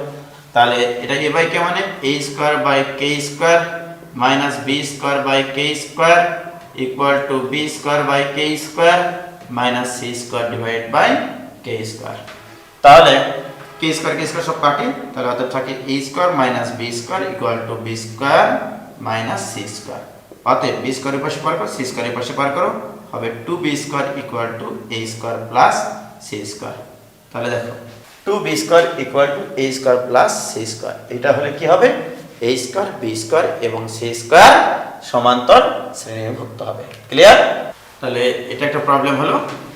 এবার আরেকটা problem, সেটা হচ্ছে যে যদি এ স্কোয়ার বি স্কোয়ার এবং সি স্কোয়ার আমাদের সমান্তর শ্রেণীভুক্ত হয়, তাহলে প্রমাণ করতে হবে কট এ কট বি এবং কট সি হবে সমান্তর শ্রেণীভুক্ত। ওকে, এ স্কোয়ার বি স্কোয়ার এবং সি স্কোয়ার সমান্তর শ্রেণীভুক্ত হলে কট এ কট বি এবং কট সি সমান্তর শ্রেণীভুক্ত হবে, এটা তোমাকে প্রমাণ করতে হবে। তাহলে এর অর্থ হচ্ছে আমাদের এরকম হবে যে two B square equal to A square plus C square, কারণ সমান্তর শ্রেণীভুক্ত মানেই হচ্ছে a square minus b square equal to B square minus c square হওয়া। যে এই তিনটা পদ যদি সমান্তর শ্রেণীভুক্ত হয় তাহলে এটা হবে যে প্রথম দুটো পদের বিয়োগফল পরবর্তী দুটো বিয়োগফলের সমান হবে। যদি তাই হয় তাহলে আমাদেরকে নিয়ে আসতে হবে কট এ কট বি এবং কট সি সমান্তর শ্রেণীভুক্ত। তার মানে তোমাকে নিয়ে আসতে হবে cos a by sin a, cos b by sin b, cos c by sin c, এই তিনটা জিনিস সমান্তর শ্রেণীভুক্ত। অর্থাৎ তোমাকে নিয়ে আসতে হবে যে 2 cos b by sin b equal to cos a divided by sin a plus cos c by sin c, এই জিনিসটা তোমাকে নিয়ে আসতে হবে। অথবা তুমি এভাবে চিন্তা করতে পারো, এই b দের sin b কে তুমি লিখতে পারো b by k, sin a কে লিখতে পারো a by k, sin c কে লিখতে পারো small c by k। That means 2 cos b divided by b equal to cos a by a plus cos c by c, এই জিনিসটা যদি নিয়ে আসতে পারো দেন তুমি বলতে পারবা cot a cot b এবং cot c সমান্তর শ্রেণীভুক্ত। তাহলে আমি এখান থেকে এই জিনিসটা নিয়ে আসতে চাই। তাহলে cos b নিয়ে আসার জন্য তোমাকে যে চিন্তাটা করতে হবে cos b এর সূত্র চিন্তা করতে হবে। cos b equal to c square plus a square minus b square divide by twice ca, এই জিনিসটা চিন্তা নিয়ে আসতে হবে মাথায়। দেখো এই সূত্রগুলোর ব্যবহার যে যত ভালোভাবে অ্যাপ্লাই করতে পারবে তত সুন্দরভাবে অ্যানসার করতে পারবে। তাহলে আমি একটা কাজ করি, এখানে উভয় পক্ষ থেকে b স্কয়ার বিয়োগ করি, তাহলে b square equal to c square plus a square minus b square, right? দেখো cos b সূত্রের লব চলে এসেছে, হরে কি আছে 2ca, উভয় পক্ষকে আমরা 2ca দ্বারা ভাগ করে দিই, তাহলে b square divided by 2ca equal to c square plus a square minus b square divide by 2ca, তাহলে বা b square divide by 2ca equal to cos b। আমার মোটামুটি চলে এসেছে, বাট আমার টার্গেট হচ্ছে cos b বাই b নিয়ে আসা। এখন যদি উভয় পক্ষকে b দ্বারা ভাগ করে দিই, 2 এর পাশে গুণ করে দিই, তাহলে b by ca equal to 2 cos b divide by b। দেখো আমি এই জিনিসটা কিন্তু পেয়ে গেছি। তাহলে বা এবারে এই জিনিসটাকে আমাকে নিয়ে আসতে হবে cos a by a plus cos c by c। লক্ষ্য করো তোমাদের একটা ওই বাহুর দৈর্ঘ্যের সূত্র ছিল ত্রিকোণমিতিতে, ত্রিভুজের গণমিতিতে b equal to c cos a plus a cos c, এটা ছিল। তাহলে b এর মান যদি এখানে বসিয়ে দিই, তাহলে c cos a plus a cos c divided by ca, this equal to 2 cos of b divided by b। তাহলে বা এটার নিচে এটা লিখবো, এটার নিচে এটা লিখবো, এটার নিচে যেটা লিখি c c কাটা যাবে, থাকবে হচ্ছে cos a by a plus cos c by c, this equal to 2 cos of b by b, বা cos a divide by a মানে কি k sin a, c মানে কি k sin c, তাহলে cos c divide by k sin c, this equal to 2 cos b divided by k sin b। Clear? k k k common নিয়ে কাটা যায়, তাহলে এটা মানে কি cot b। তাহলে অতএব আমরা লিখতে পারি 2 cot b equal two cot a plus cot c। এই দেখো 2 cot b equal two cot a plus cot c আসার অর্থই হচ্ছে cot a cot b এবং cot c সমান্তর শ্রেণীভুক্ত। তাহলে অতএব cot A cot B এবং cot C সমান্তর শ্রেণীভুক্ত। তাহলে এই প্রবলেমগুলো এভাবে তোমাকে চিন্তা করতে হবে যে যেটা সমান্তর শ্রেণীভুক্ত সেইটার ক্ষেত্রে 2 into middle term equal to first term আর লাস্ট টার্মের যোগফলের সমান নিয়ে আসতে হবে। ক্লিয়ার? এবার দেখো, মনে করো এরকম একটা প্রবলেম দিলাম যে একটা ত্রিভুজের কোণগুলোর অনুপাত অর্থাৎ A:B:C এটা ইকুয়াল টু 1:2:3 সে এইটা। তাহলে তোমার বাহুগুলোর দৈর্ঘ্যের অনুপাত কি হবে? A:B:C এটা ইকুয়াল টু হোয়াট? তো প্রথম কাজ হচ্ছে যে A কোণ, B কোণ এবং C কোণের অনুপাত দেওয়া আছে 1:2:3। তাহলে বলো তো A plus B plus C কোণ এটা ইকুয়াল টু তোমরা জানো 180 ডিগ্রি। তাহলে এই 180 ডিগ্রির 6 ভাগের 1:2:3 মানে কি? টোটাল 6 ভাগ। 6 ভাগের 1 ভাগ হচ্ছে A, 2 ভাগ হচ্ছে B, 3 ভাগ হচ্ছে C। তাহলে আমি যদি বলি যে তাহলে A কোণ ইকুয়াল টু হবে 180/6 into 1, that means 30 degree. B কোণ ইকুয়াল টু কি হবে? 180 degree by 6 into 2, that means 60 degree. C কোণ ইকুয়াল টু তাহলে কত হবে? 90 ডিগ্রি। এটা বের করার কোনো প্রয়োজনই নেই, রাইট? তোমার বের করতে হবে A:B:C। তুমি জানো A by sine A equal to B by sine B equal to C by sine C, বা A divided by sine A মানে কত? 30 degree. Sine 30 degree equal to B by sine 60 degree equal to C by sine 90 degree. তাহলে A divided by half equal to B divided by √3/2 equal to C divided by 1। তাহলে এদের অনুপাত বের করতে হবে তোমাকে। এদের অনুপাত বের করতে চাইলে কি করতে হবে? অতএব A:B:C ইকুয়াল টু হাফ √3/2:1। কিন্তু ভগ্নাংশ তো অনুপাত তো ভগ্নাংশে রাখা যাবে না, তাহলে এদের লসাগু দ্বারা গুণ করে দিতে হয়। তাহলে দ্যাট মিনস 1:√3:2। বাহুগুলোর অনুপাত হবে 1:√3:2। ক্লিয়ার? এগুলো কিন্তু ত্রিভুজের সমাধানও বলি আমরা, যে বাহুগুলোর অনুপাত। যেমন আমি আরেকটা অঙ্ক দিচ্ছি যে ABC সমান্তর শ্রেণীভুক্ত। ABC সমান্তর শ্রেণীভুক্ত এবং B:C ইকুয়াল টু √3:2। এইটা হলে A কোণ ইকুয়াল টু হোয়াট? এক্ষেত্রে আমরা কি করব? তাহলে ABC সমান্তর শ্রেণীভুক্ত, দ্যাট মিনস ABC এর মধ্যে একটা সাধারণ অন্তর বিদ্যমান। আমি এটা এভাবেও শেখাই, এগুলো আমি বহুপদীতে যেমন শেখাইতাম যে যদি মূলগুলো সমান্তর শ্রেণীভুক্ত হয় তাহলে আমরা মূলগুলো কি ধরতাম? আলফা মাইনাস বিটা, তারপরে একটা ধরতাম হচ্ছে বিটা, আর একটা ধরতাম আলফা প্লাস বিটা, সাধারণ অন্তর সমান। ওকে, আমি যদি এখানে এইভাবে ধরি যে একটা কোণ হচ্ছে তোমার B কোণটা আছে থিটা, তাহলে এই কোণটা আমি ধরলাম, A কোণটা ধরলাম হচ্ছে থিটা মাইনাস D, সাধারণ অন্তর D, যে এইটা থেকে এটা বিয়োগ করে দেখো D হবে। আবার C কোণটা তাহলে কি হবে? Theta plus D। দেখো এই তিনটার কিন্তু সাধারণ অন্তর সমান। এটা থেকে এটা বিয়োগ করে দেখো D হবে, এটা থেকে এটা বিয়োগ করে দেখো D হবে, সাধারণ অন্তর সমান। এখন আসি এই তিনটা জিনিস যদি আমরা যোগ করে দিই, তার মানে A কোণ এইটা, B কোণ এইটা, C কোণ এইটা, তাহলে theta minus D plus theta plus D এটা একটু 180 ডিগ্রি। ত্রিভুজের তিন কোণের সমষ্টি 180 ডিগ্রি। তাহলে D কাটে, তাহলে 3 থিটা ইকুয়াল টু 180 ডিগ্রি। অতএব থিটা ইকুয়াল টু কত? 60 ডিগ্রি। থিটা মানে কি? B, অতএব B কোণ তুমি পাইলা হচ্ছে 60 ডিগ্রি। আবার দেখো B:C ইকুয়াল টু দেওয়া আছে কত? √3:2। তাহলে এগেইন কি দেওয়া আছে? B/C ইকুয়াল টু √3/2 বা B ডিভাইডেড বাই √3, এভাবে আমি করি this equal to C divided by 2। এর অর্থ হচ্ছে B মানে কি?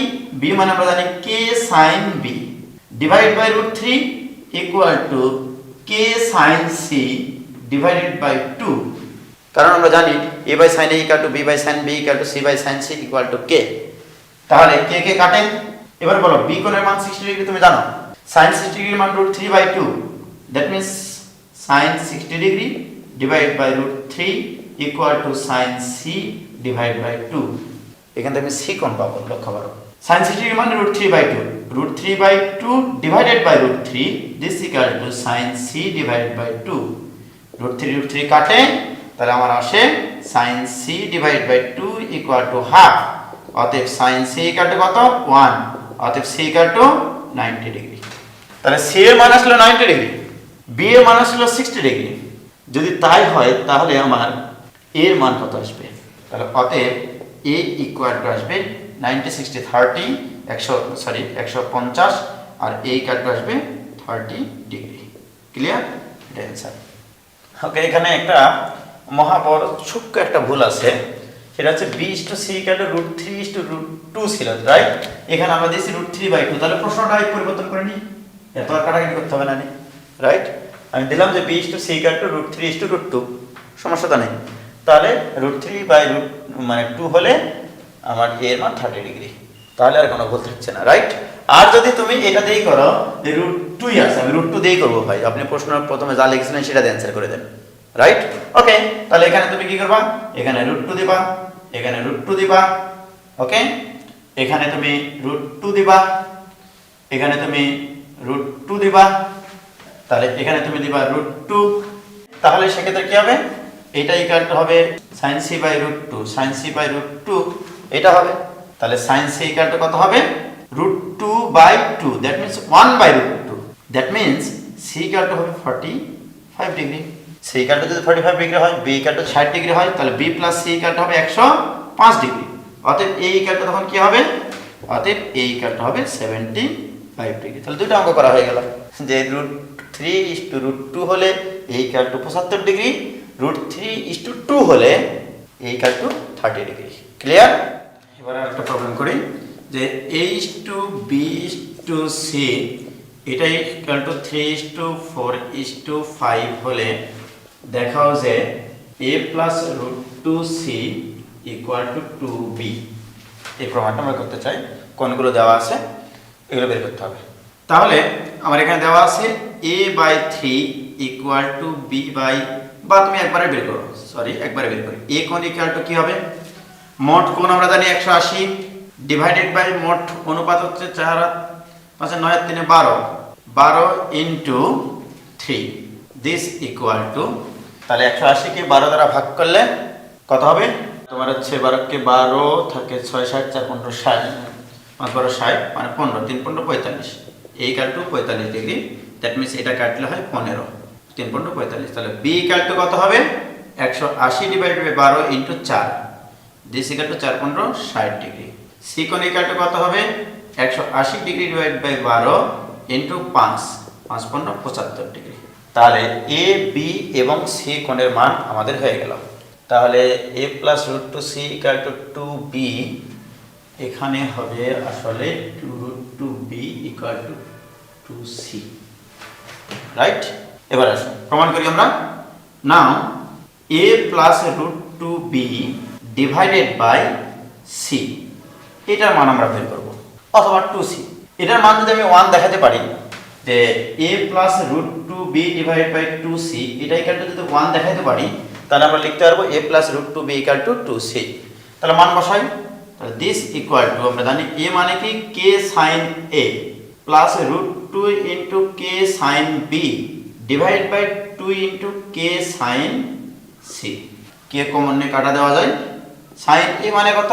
a মানে 45 ডিগ্রি, তাহলে sin 45 degree plus √2 into sin 60 degree divided by 2 into sin 75 degree. c এর মান হচ্ছে 75 ডিগ্রি। তো so this equal to sin 45 degree মান কত? 1/√2 প্লাস √2 ইনটু sin 60 ডিগ্রি মান √3/2 divide by 2 into sin 75 degree. sin 75 কে আমরা লিখতে পারি sin of 45 প্লাস 30 ডিগ্রি। তো এটার মানে একদম এভাবে লেখা যায় sin a cos b plus cos a sin b, right? This equal to, এখানে √2 লেখা যায় কাটাকাটি করে, তাহলে √3 প্লাস 1 ডিভাইড বাই √2 লসাগু করলাম একবারে, ডিভাইডেড বাই 2 ইনটু, এবার বলো এখানে লেখা যায় কি 1/√2 ইনটু cos 30 ডিগ্রি মান √3/2 প্লাস 1/√2 ইন্টু সাইন 30 ডিগ্রি মান 1/2। এবারে দিস ইকুয়াল টু উপরে থাকছে √3 প্লাস 1/2 ডিভাইড বাই 2 ইন্টু লসাগু করলে 2√2, তাহলে থাকে লবে √3 প্লাস 1, √3 প্লাস 1, এই 2 কাটে, উপরে যা নিচেও তাই, উপর নিচে কাটে, দিস ইকুয়াল টু 1। তাহলে অতএব আমরা পেলাম a plus √2b divide by 2c equal to 1।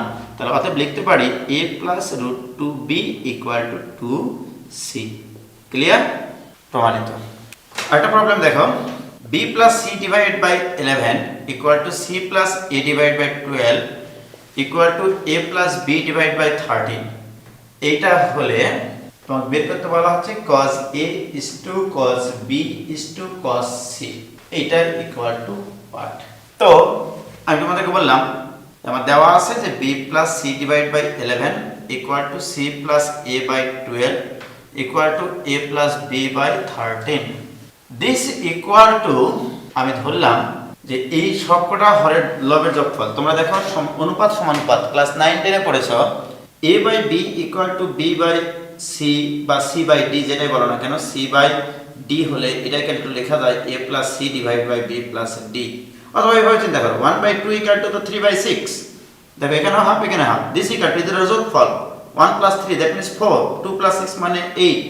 দেখো এই 4 এবং 8 এর ভাগফল কিন্তু হাফই হয়। তার মানে যদি কতগুলো অনুপাত সমান থাকে তাদের লবের যোগফল এখানে আসছে যে 2 into a plus b plus c divided by 12 13 25, 25 আর 11 36, তার মানে এখানে আসবে 18। দিস ইকুয়াল টু ধরে নিলাম k। তাহলে দেখো কি কি ঘটনা ঘটানো যায়, a plus b plus c equal two আসলে 18k। তারপরে b plus c equal two লেখা যায় তোমার 11k, c plus a equal two লেখা যায় 12k, a plus b equal two লেখা যায় 13k। এখন আমার দরকার a, অতএব a ইকুয়াল টু বলো a ইকুয়াল টু কি হবে, b প্লাস c টা বাদ যাবে, b প্লাস c মানে 11k, 18k থেকে 11k বাদ দিলে 7k। তাহলে b ইকুয়াল টু কত, b মানে হচ্ছে c প্লাস a বাদ যাবে, c প্লাস a বাদ যাবে, 12k বাদ দিলে 6k। এবার c ইকুয়াল টু কত, c মানে a প্লাস b বাদ যাবে, a প্লাস b মানে 13k, 18k থেকে 13k বাদ দিলে 5k। তার মানে তুমি a b এবং c এর মান পেয়ে গেছো। ক্লিয়ার? a b c যদি পাও, এখন আমার বিশ্বাস এখন cos a সূত্র তোমরা জানো, b square plus c square minus a square divide by twice bc। This equal to b মানে কত 6k 36k square plus c মানে কত 5k 25k square minus a মানে কত 7k that means 49k square divide by 2 into 6k into c মানে হচ্ছে 5k, k square কাটা যাবে 36 25 61, 61 থেকে 49 বাদ দিলে হবে 12 ডিভাইডেড বাই এখানে 12 ইনটু 5, তাহলে এখানে 12 ইনটু 5 কাটাকাটি করব তো 1/5। ক্লিয়ার? তাহলে cos a এর মান আসলো 1/5। অনুরূপভাবে তোমরা cos b বের করবা, অনুরূপভাবে cos c বের করবা। cos b ইকুয়াল টু কি c square plus a square minus b square divide by twice ca, এবং cos c equal to a square plus b square minus c square divide by twice ab। এটা তোমরা বাসায় করে নেবা। c এর মান তুমি জানো, b এর মান জানো, a এর মানও জানো, মানটা বসি cos b এর মান পাবা, অনুরূপভাবে cos c এর মান পাবা, দি cos a = cos b = cos c equal two চলে আসবে। ক্লিয়ার? এবারে আমরা আরেকটা প্রবলেম করব, যে বিভিন্ন কোণের মান বের করার সংক্রান্ত কিছু প্রবলেম আছে দেখব তোমাদের। এই প্রবলেমটা প্রচুর এসেছে পরীক্ষায়, এমসিকিউ রিটেন দুটাতেই, যে a⁴ plus b⁴ plus c⁴ equal to 2c square into a square plus b square হলে c কোণ ইকুয়াল টু হোয়াট, এটা প্রচুর পরীক্ষায় আসে। তাহলে c কোণের মান বের করতে হলে cos c এর সূত্র নিয়ে আসতে হবে তোমাকে। cos c মানে a square plus b square minus c square, এই আকৃতির জিনিস নিয়ে আসতে হবে, রাইট? তাহলে এটাকে আমরা চেষ্টা করি, আমরা এটা দেওয়া আছে, রাইট?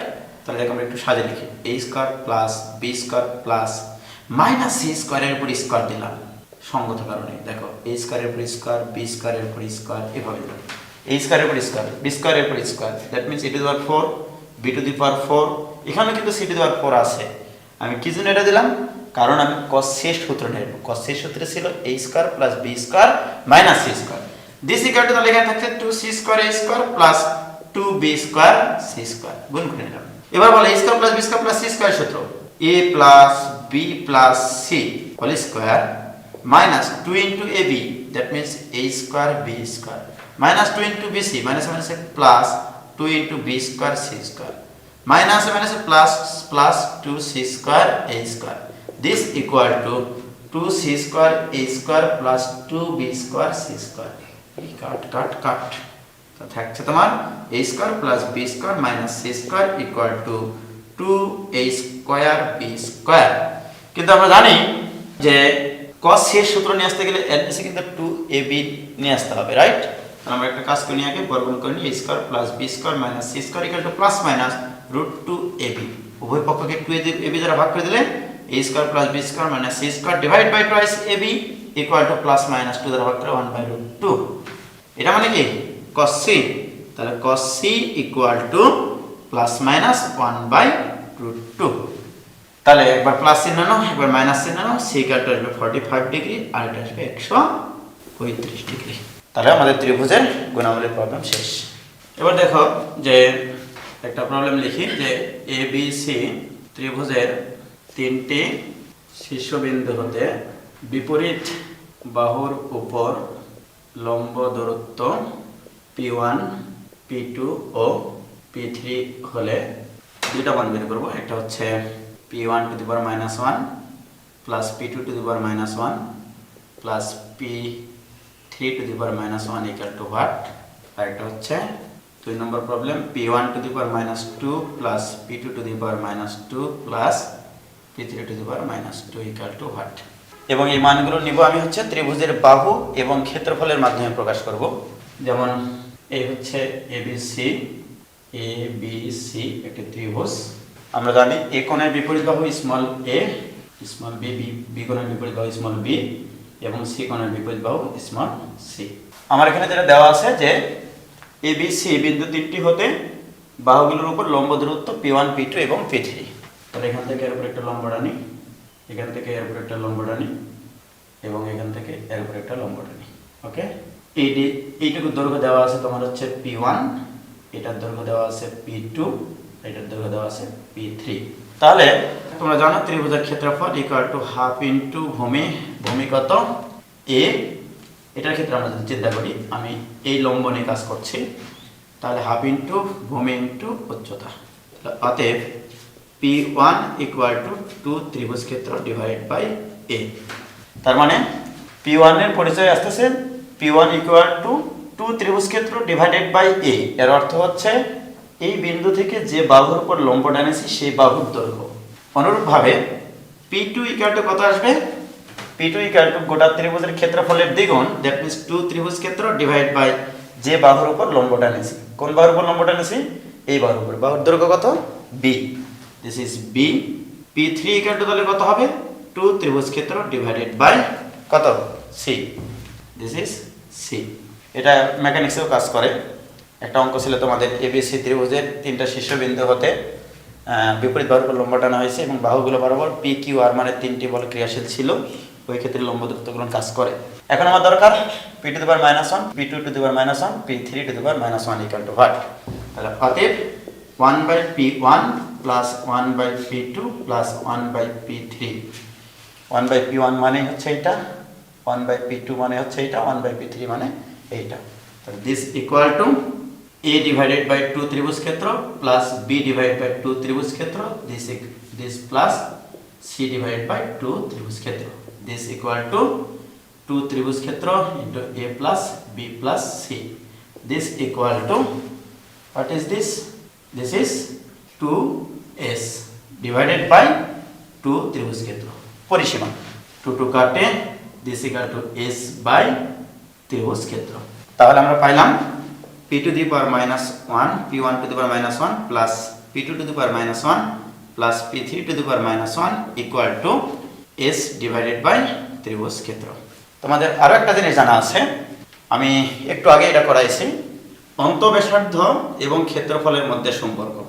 অন্তঃব্যাসার্ধ এবং ক্ষেত্রফল, ত্রিভুজের ক্ষেত্রফলের মধ্যে একটা সম্পর্ক আমি লিখাইছিলাম, delta equal to R S. That means আমি যদি এখানে মান বসিয়ে দিই, অতএব এভাবে লিখি 1/p1 plus 1/p2 plus 1/p3 this equal to s divided by আর এস। অতএব 1/p1 plus 1/p2 plus 1/p3 equal to 1/r। তোমার প্রমাণটা এভাবে আসতে পারে, এভাবে আসতে পারে যে 1/p1 plus 1/p2 plus 1/p3 equal to 1/r। Clear? That means অন্তঃব্যাসার্ধ এবং প্রত্যেকটা শীর্ষবিন্দু থেকে বাহুগুলোর উপর লম্ব দূরত্বের বিপরীত অনুপাতগুলোর যোগফলের সম্পর্ক। এবারে বাসায় এটা তোমরা নিজেরা করবা। এখানে আরেকটা সুন্দর কথা আসতে পারে, তোমাদের ওই যে দেখবা ত্রিকোণমিতির অঙ্কে কিছু কিছু প্রবলেম আছে, ওটা বসে একটু আগে আমি তোমাদের সলভ করাইছি যে a স্কয়ার b স্কয়ার এবং c স্কয়ার যদি সমান্তর শ্রেণীভুক্ত হয় তাহলে cot a cot b এবং cot c হবে সমান্তর শ্রেণীভুক্ত, এরকম প্রমাণ ব্যাপার স্যাপার আছে।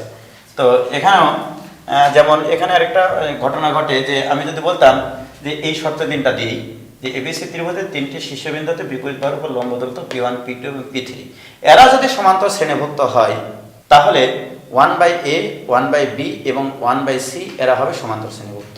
অথবা আমি প্রশ্নটা লিখি, তো প্রশ্নটা হচ্ছে যে এটা হলে এবং p1 p2 এবং p3 সমান্তর শ্রেণীভুক্ত হলে, সমান্তর শ্রেণীভুক্ত হলে আমি তোমাকে প্রমাণ করতে বললাম এরকম যে দেখো যে 1/a 1/b এবং 1/c এরা হবে সমান্তর শ্রেণীভুক্ত। সমান্তর শ্রেণী মানে দেখেছো কাহিনী, বয়সের দোষ আর কি, মাথার চুল পাকে গেছে। আসলে এটা আসলে কি হবে, এটা আসলে এখানে আসবে, যাই হোক না, একটু ভালো করে লিখি শ্রেণীভুক্ত।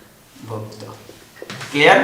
তাহলে এটা হচ্ছে সমান্তর শ্রেণীভুক্ত। অথবা এটা হতে পারে 1/sin a 1/sin b 1/sin c এরাও হবে সমান্তর শ্রেণীভুক্ত। এটা মানে আসলে এটা।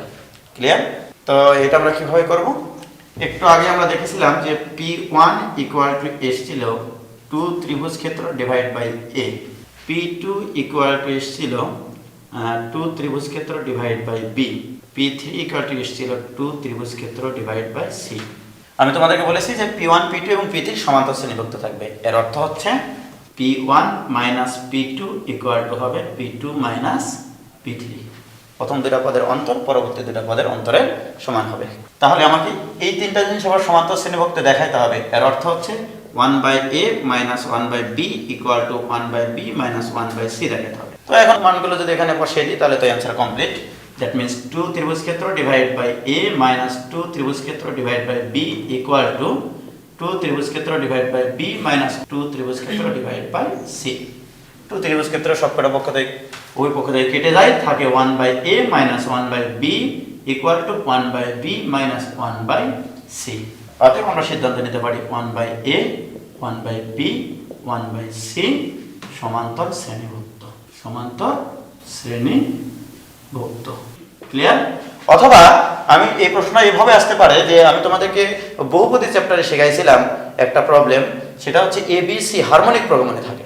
1/a 1/b আর 1/c সমান্তর শ্রেণীভুক্ত থাকা মানেই হচ্ছে ABC হারমোনিক প্রগমনে থাকা, হারমোনিক প্রগমনে থাকা।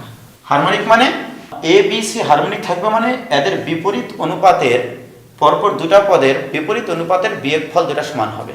দ্যাট মিনস a এর বিপরীত 1/a, b এর বিপরীত 1/b, c এর বিপরীত 1/c। অর্থাৎ ABC যদি হারমোনিক প্রগমনে থাকে এর অর্থ হচ্ছে 1/a 1/b এবং 1/c থাকবে সমান্তর শ্রেণীভুক্ত। ক্লিয়ার?